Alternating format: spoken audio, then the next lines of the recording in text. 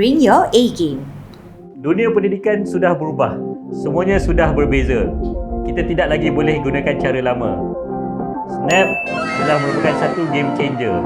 Pengajaran dan pembelajaran akan menjadi lebih menarik.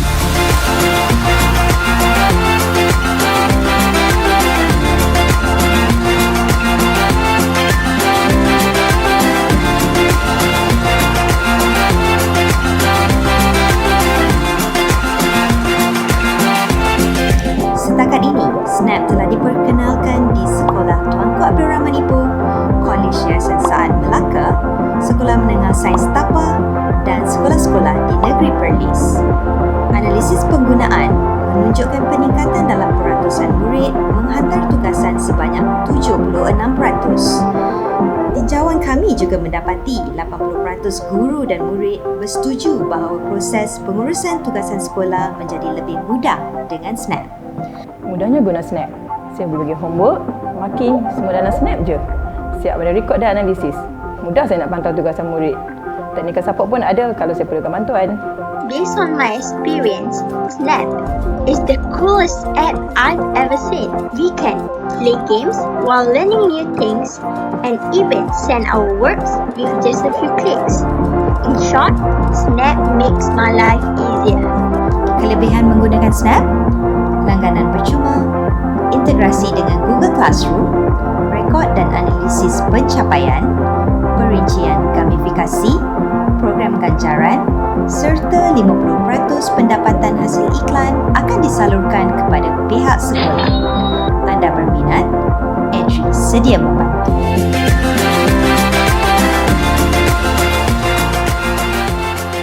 Snap, bring your A game.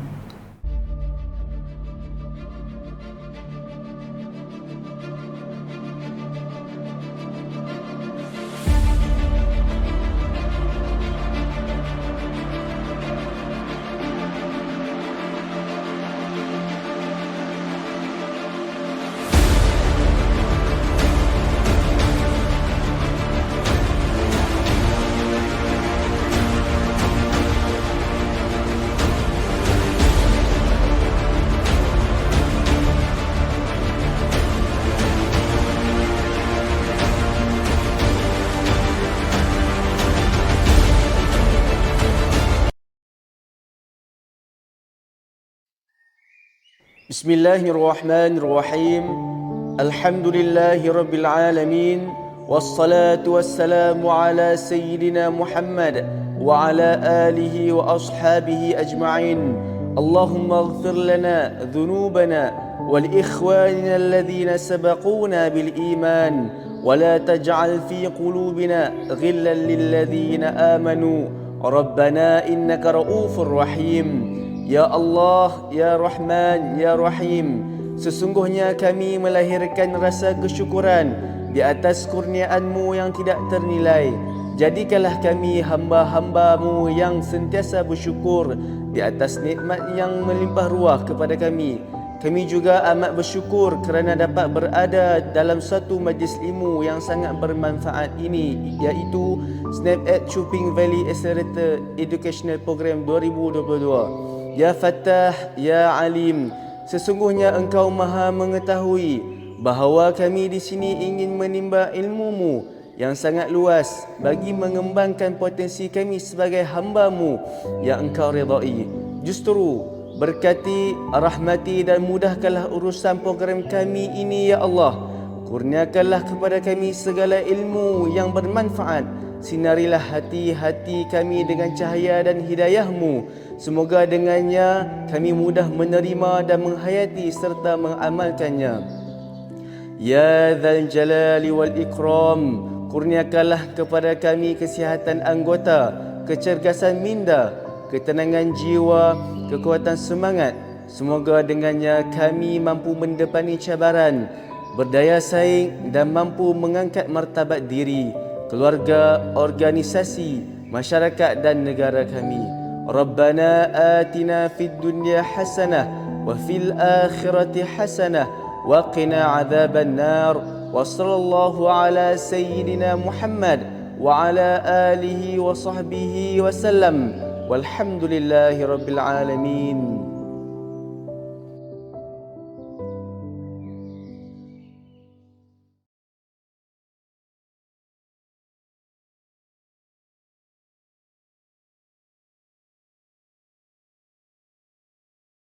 Assalamualaikum dan salam sejahtera pada semua. Saya ucapkan salam #09educators. Semoga semuanya berada dalam sihat sejahtera hendaknya.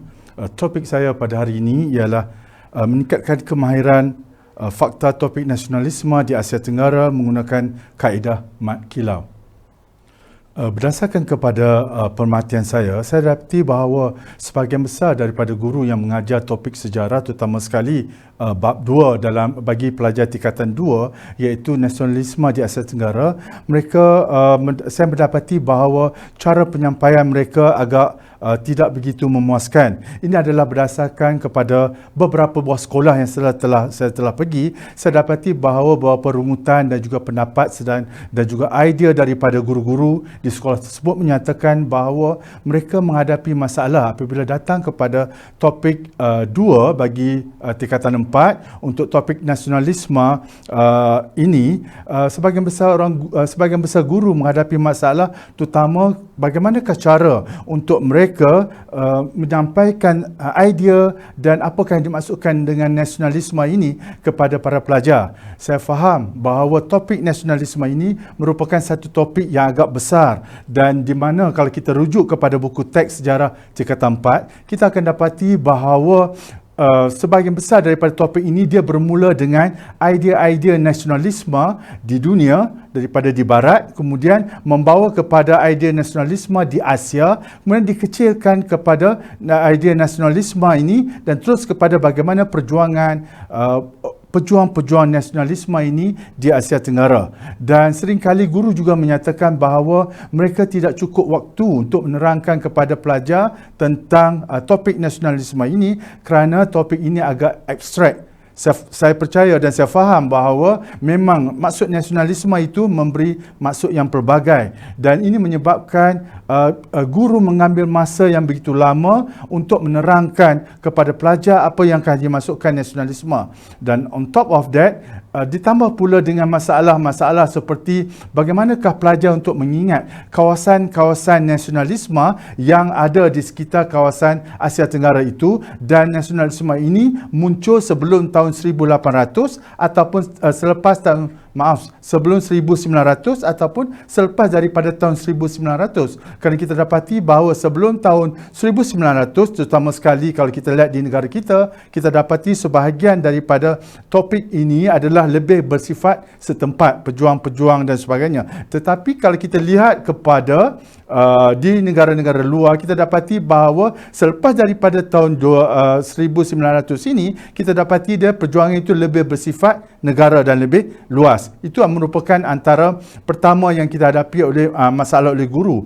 Yang kedua adalah kawasan-kawasan, terutama sekali apabila saya fokus kepada nasionalisme di Asia Tenggara sahaja, kita dapati bahawa guru menghadapi masalah pertama adalah untuk menyatakan kepada pelajar sebutan nama-nama yang begitu complicated bagi pelajar untuk mereka sebut dan untuk mereka mengingati. Apatah lagi perjuangan-perjuangan para pejuang-pejuang di Asia Tenggara ini. Kemudian mereka juga susah untuk menyebut nama tempat yang ada di negara, contoh di negara Vietnam, di negara Thailand, di negara Filipina, dan juga bagaimanakah cara perjuangan itu yang berbeza berdasarkan kepada latar belakang tempat, suasana dan juga tokoh yang memperjuangkan kemerdekaan di negara tersebut. Jadi semua ini adalah asing begitu pelajar dan ini yang menyebabkan timbul idea kepada saya untuk mencari satu idea bagaimanakah cara untuk kita memudahkan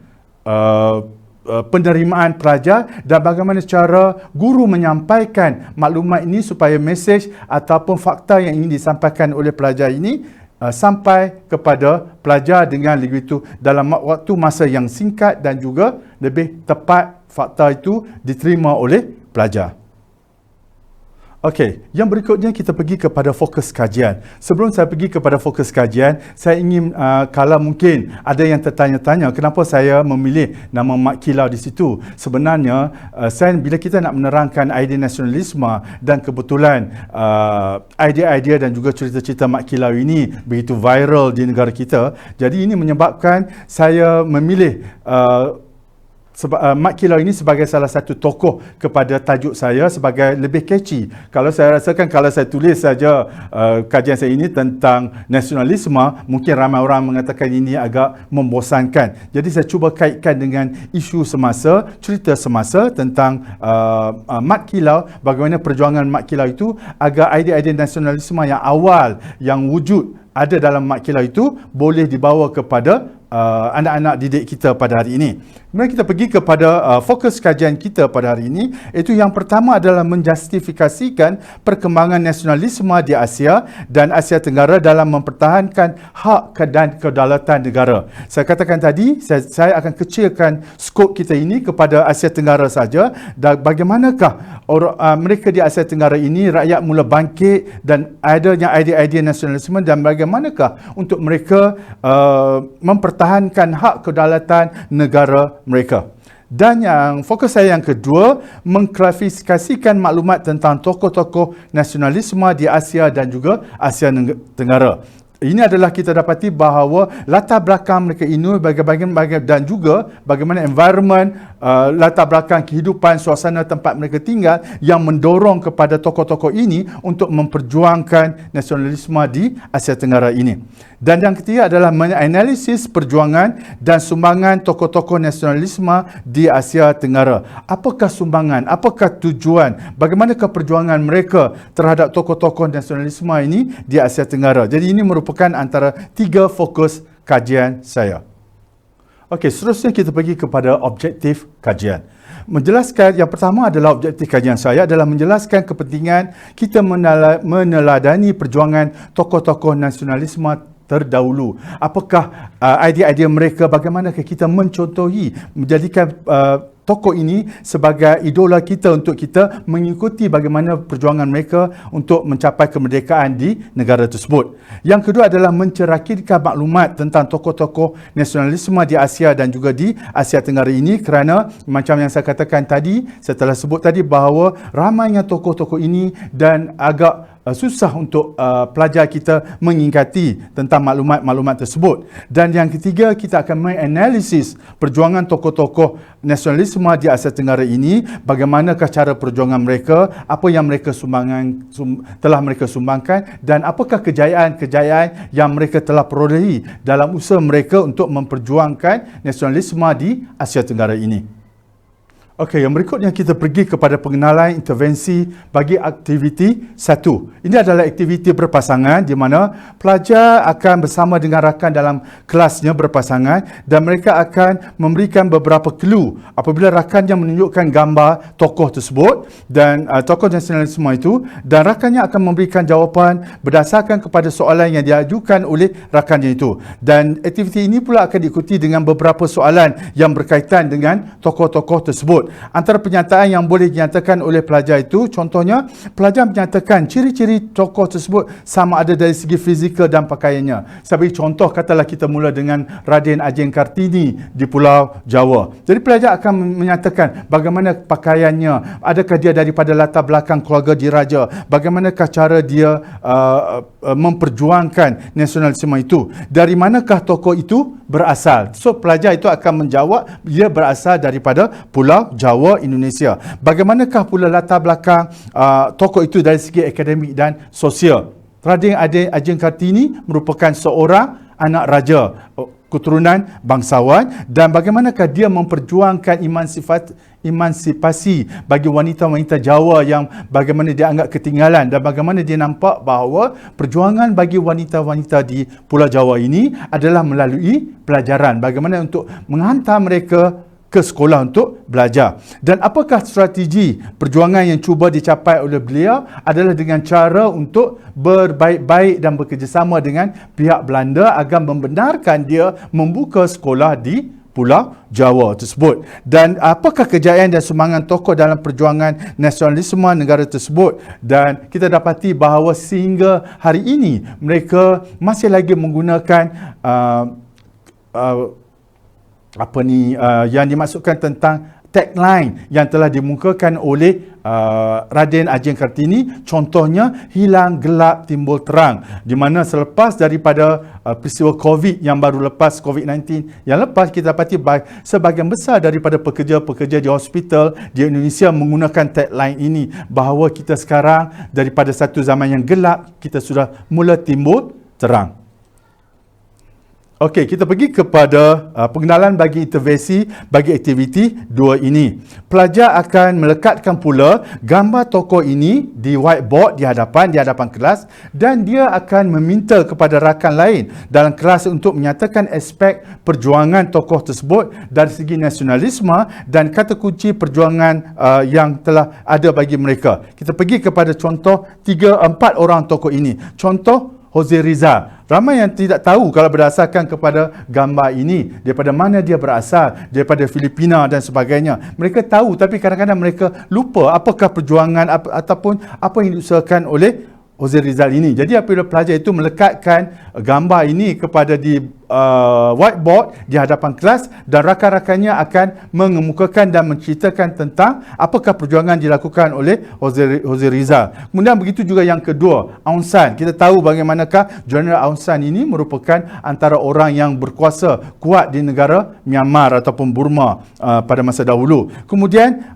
Pibo Songkram. Kita tahu ini adalah general. Kenapakah? Dan kita akan cuba untuk membezakan adakah perjuangan nasionalisme di Thailand ini sama ataupun tidak dengan perjuangan nasionalisme di negara lain. Kita akan dapati nanti ada perbezaannya. Begitu juga dengan tokoh yang terkenal di Indonesia ini, Soekarno, bagaimanakah perjuangan dia menentang Belanda dan berusaha untuk mendapatkan kemerdekaan daripada pihak Indonesia.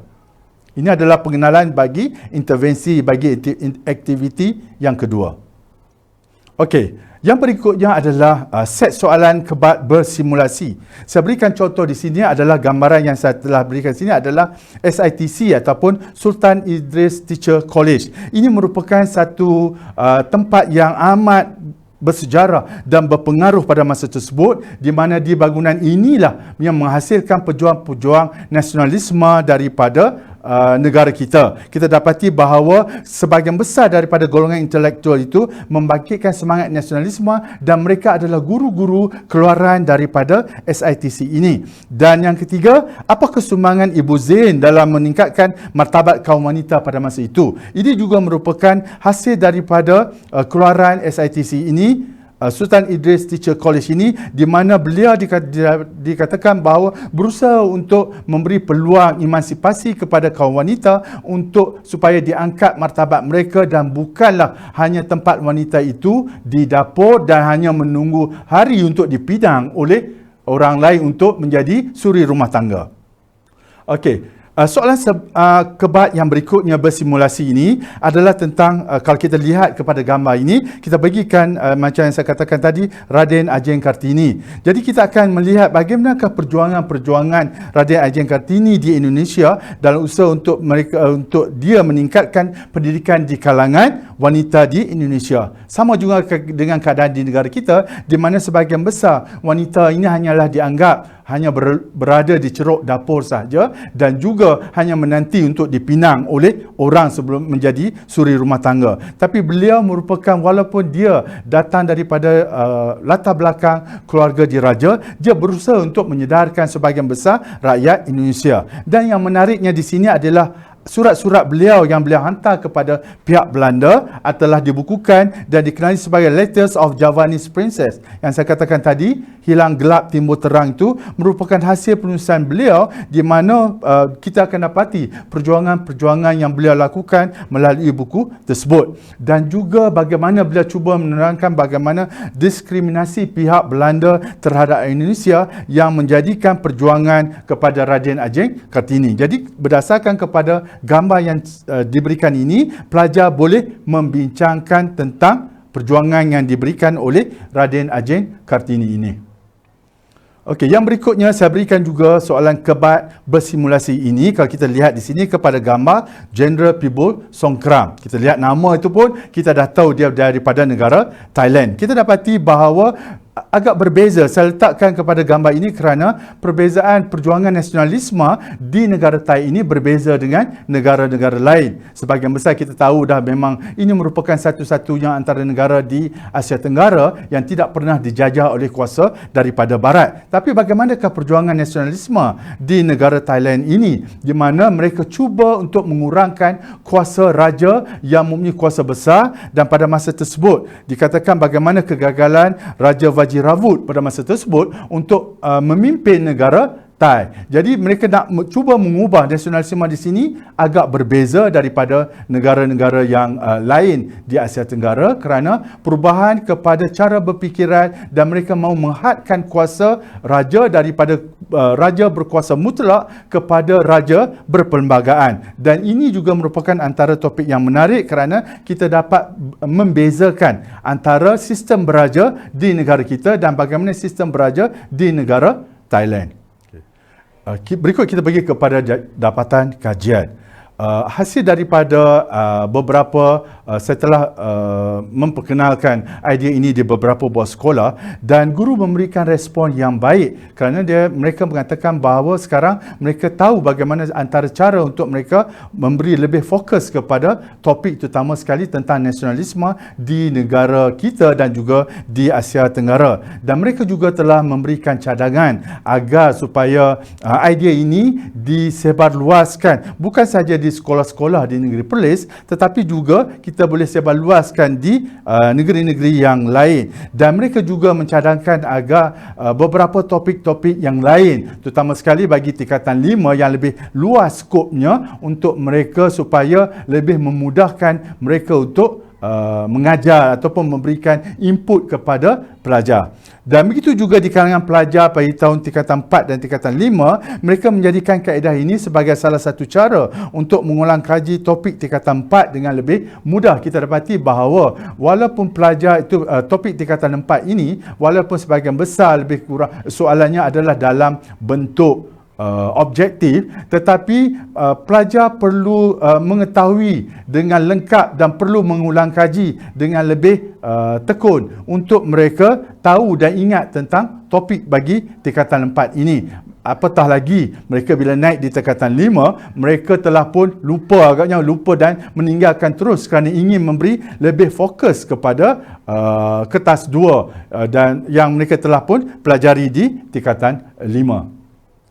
Kesimpulannya, saya didapati bahawa kaedah Mat Kilau ini telah berupaya mengingatkan fakta ini telah berjaya memudahkan pelajar mengingat fakta bagi topik 2 tentang semangat nasionalisme di Asia Tenggara ini, dan kaedah ini akan disebarluaskan di sekolah di negeri Perlis agar dapat memudahkan lagi pihak guru dan pelajar mengingat dan merujuk fakta nasionalisme ini. Pada mulanya saya ingin membuat satu ruang yang lebih luas tentang konsep nasionalisme ini. Tapi saya ingin cuba dahulu bahawa bagaimana kalau saya kecilkan skopnya, hanya kita fokus kepada sejarah di Asia Tenggara sahaja. Itu yang pertama. Dan yang kedua, saya juga bercadang untuk mempelbagaikan lagi aktiviti agar kaedah ini lebih mudah dan senang bagi semua pihak, terutamanya kalau dalam konsep itu lebih contohnya konsep fun learning dimasukkan lagi di dalam unsur-unsur yang ada dalam topik sejarah ini.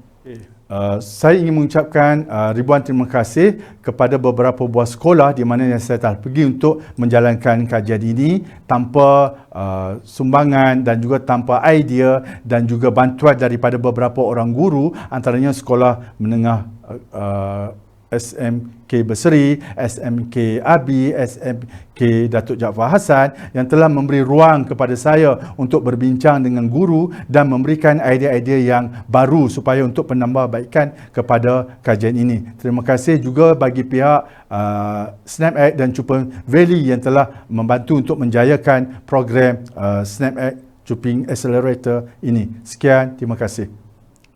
Demikian tadi selesai sudah sesi pembentangan hari ini. Ibarat tak air talang dipancung, peluh diurut, hujan ditampung.